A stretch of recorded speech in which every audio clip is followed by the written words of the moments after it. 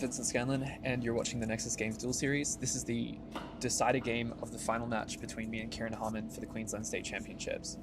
So I'm playing a Wind Lightning deck, and Kieran is playing Fire Ice. Fire Ice being one of the commonly known combinations that happens to be good right now. What I'm doing is I'm playing all of the lightning tools that set your opponent to 7 damage really quickly. So I'm playing the Diana Alba set, which I think is just really good. I really like Illawa as a card. I think Estinian and Bahamut Zero are really good cards for sealing out games, and I think Lightning has some really awesome, super efficient backups, which I really like playing.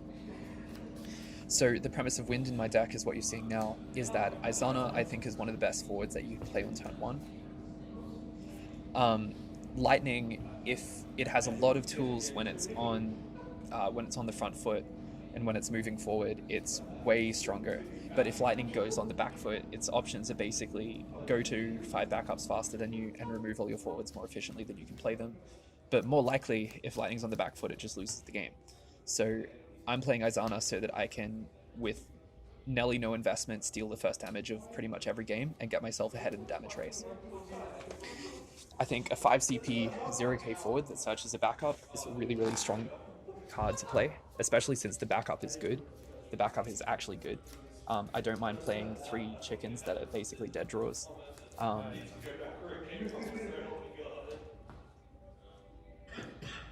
So Kieran's deck is basically the premise of his deck is you play Locke or Genesis and you give them haste with Sage, and you play Laswell. And Laswell, he's got a lot of forwards like Laswell, which basically just turn off your opponent's forward so that you always win the damage race by a huge lead.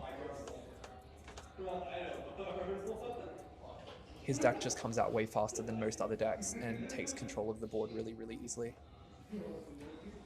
I am a fan of his build. So I'm really happy with my opening because both of us have the tools in our deck to invalidate the other player's forwards as blockers, which means that the damage race is going to be the most important thing. My opening's really good until this cloud comes down. This cloud is actually really devastating. Izana could have easily converted into blocking a damage or like dealing another 2 damage. Very easily could have dealt another 2 damage. So that cloud was really important. So here I'm kind of looking for Wind Mana to play my my Fat Chocobo.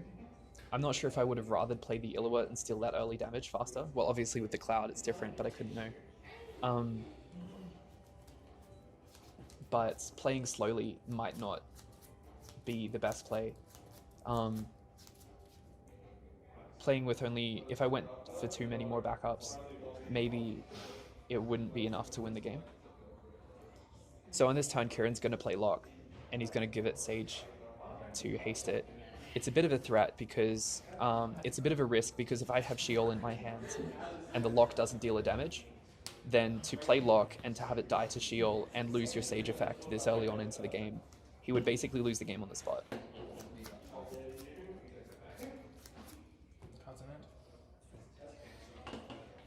He has a Zalera, the 1CP in his hand, which isn't able to target Illawa because of her effect, so he couldn't even Zalera it insta-tack to Sheol.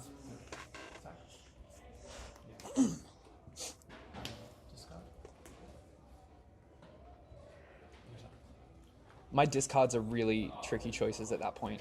Almost every card in my hand was really good. Like throwing away Maya when I have Illawa on board, his whole deck is 7Ks, and I'm ahead on the damage race. Like the rest of my hand must be really good if I'm throwing Maya away.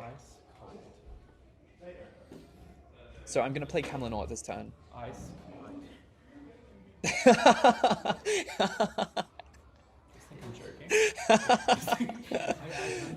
Okay, I forgot this happened. Hey Ya is playing in the background. Anyway,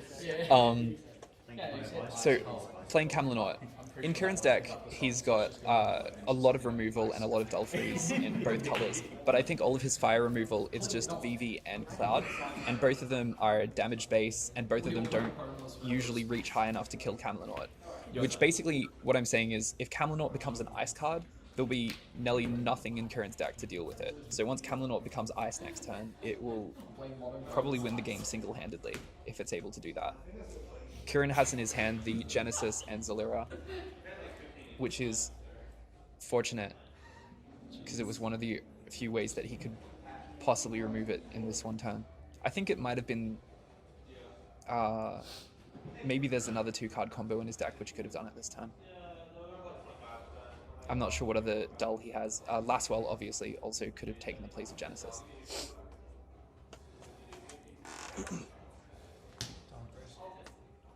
What's really important to note is just how strong the Illawa is in this matchup. Like, if I Sheol at any point, he's going to fall really far behind. So this Locke is pretty harsh. And then he's Alaris.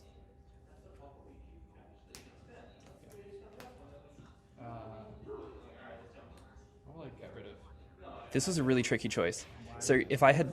I don't know why he's Alarid in stack to Locke. I think he was afraid of like an X-Burst. I have Echo X-Burst, which can untap a forward.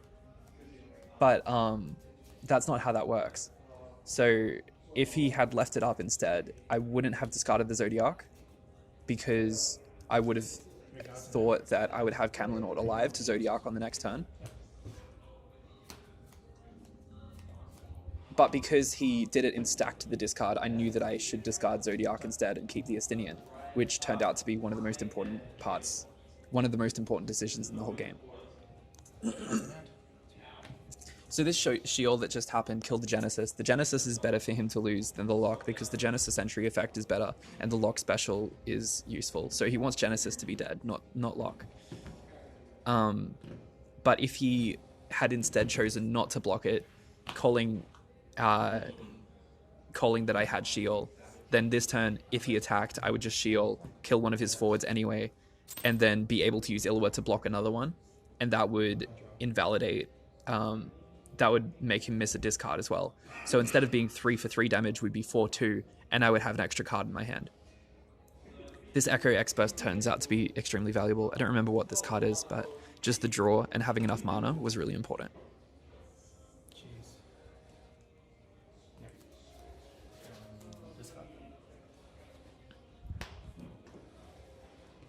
And I just throw away my bird. Here, Kieran makes one of the most powerful turns of the game. I really like how, other than the Genesis turn where he floated a CP, even that was actually a really strong turn. All of his turns have been really good, which is surprising because my deck is meant to be a deck where it's hard for him to play, for people to play efficient turns against me, and it's hard to punish me for my plays. But all of his stuff is working in. Like, he got a really good punish on...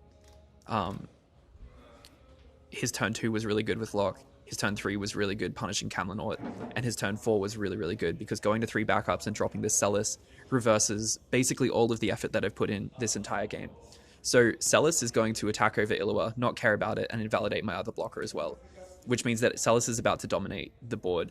And his backup advantage is about to dominate the card advantage game as well. So I'm losing on every single front at this point. So I attacked with Illawa, pretending to have Sheol, and really hoping that he'd call it my bluff, that he wouldn't call my bluff. If he had called it, I would mid-Previa, and then maybe I could play in the game from there. But really, I realized in this position, the best way to play the game was to pretend that that card in my hands is an Illawa. I am known around this community for having supremely good luck, so for him to realize the third card in my hand is Illawa probably wouldn't surprise Kieran at all.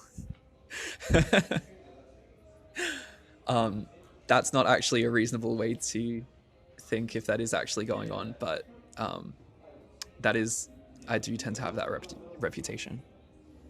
So I deliberately left it face down to fully get in character. In my head, I'm completely 100% convincing myself this card in my hand is Sheol. He has a lot of good draws that he can draw off the 3 backups, and it's just super fortunate for me that he didn't find any of them. It would have made the game more difficult from here. Like, a Zalira right now, stack it to this Estinian's untap, would be a game loss. No, not if he thinks I have Sheol in hand, because then I could still stack Sheol. So even if he had Zalira, he probably wouldn't play it. So yeah, this Sheol bluff is extremely important. It covers pretty much every idea that Kieran could want to do. If I have Sheol in the hand, there's like very few things that he could possibly do that are good. He skipped an entire round of attacks. So I don't know if Locke was better as a forward or as a damage saved. If I can get him to 6 damage, I can probably get him to 7. That's probably his reasoning, and I would tend to say that that's right. Sickest bluff of my life. But I'm not sure if Locke was better alive. And here I'm laughing like a maniac because I just revealed that there isn't a Sheol in my hands.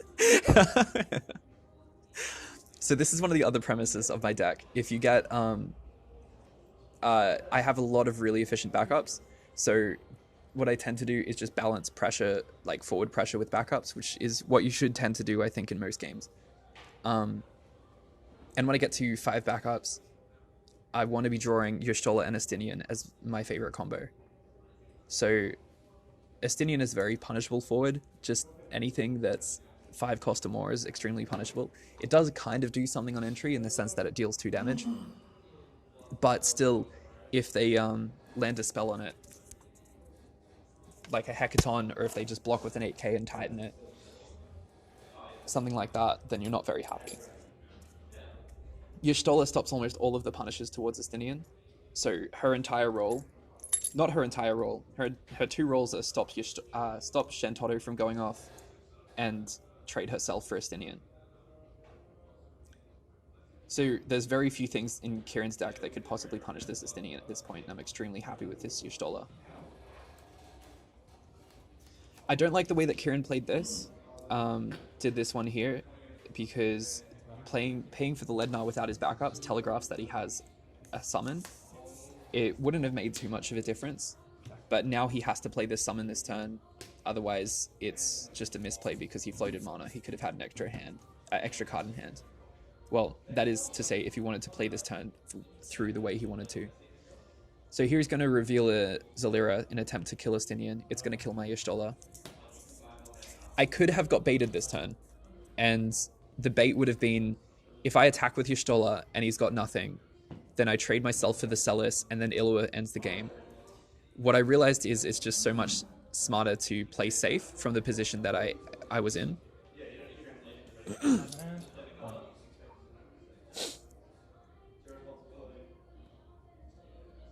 But because if I had done that, I wouldn't have Y'shtola, my Estinian would be tapped down, and as Illua attacks, he could Zalira to stop the final damage and kill both of my forwards.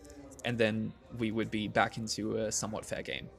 Being at 6 damage is obviously going to be a trick, but he could win the game back from there.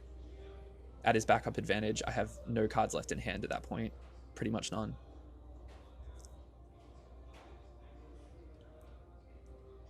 So here I believe that Kieran has looked at the board, realized that it's checkmate, and there's nothing that I can do.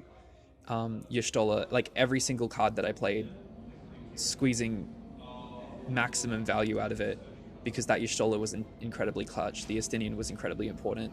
The Illua and her 1 Sheol and the Sheol that she pretended to have was extremely important. Every single card I stretched for its maximum value to get this win out, and I'm actually really proud of the way that I played this game.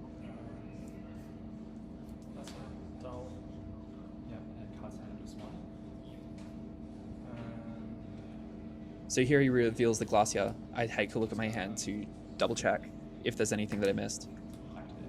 Realize that there's nothing I need to be worried about. Go for the lethal. So in our game 1, I got a perfect opening, went to 3 backups for 2 mana on turn 1, using my Azana combo and Sid Previa. And in game 2, we played a somewhat more normal game, where Kieran's deck just had so much more tools to invalidate my forwards. And this was the game 3 decider. This was a really, really good match, and Kieran played really well. It was really enjoyable and really stressful.